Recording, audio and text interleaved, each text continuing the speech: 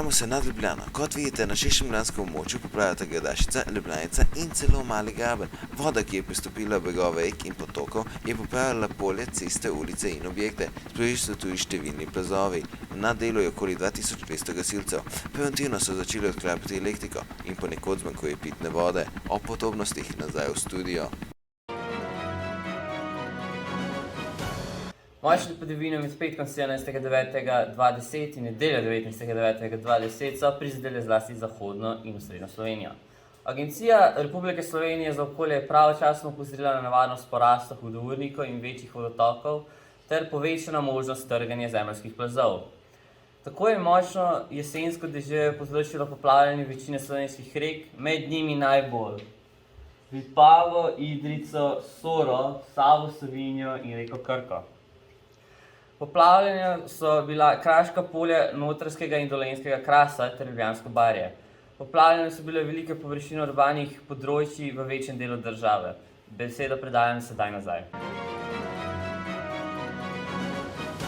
O nastali škodi poročajo tudi iz vseh krajev Slovenije. Poplave so močno poškodovale vodotoke, državne ceste, železniško infrastrukturo, gospodarska poslopja, kulturno dediščino in daljnovode. Škoda pa je tudi vidna na avtomobilih, pohištvu, nogometnih igriščih, športnih parkih, poljščinah, pašnikih, hlevih, gozdovih, vrtninah, sadnem drevju in kmetijski opremi. Zgornjo plast prsti je voda odnesla ali pa je zemljišče povsem zamuljeno. Težave povzročajo tudi plazovi in podori cest. Skupna ocena škode naj bi bila okoli 250 milijonov evrov. Sedaj pa predajam besedo naprej.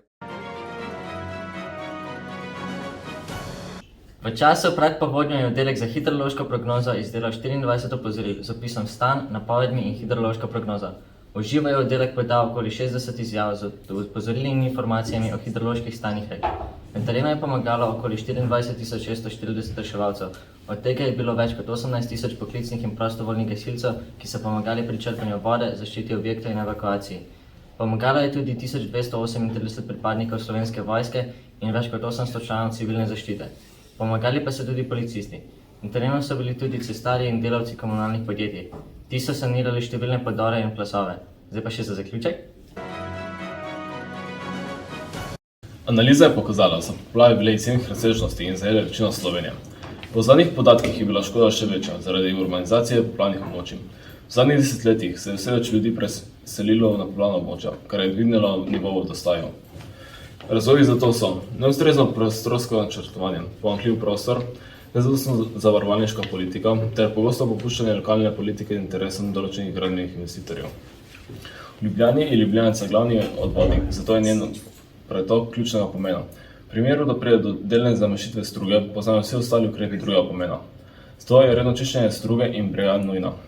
Enako pomembno vlogo imajo sekundarni odvodniki na Barju, na katere pa se ne sme pozabiti in jih je potrebno vzdrževati, saj enakomerno razlivajo odvečne vode.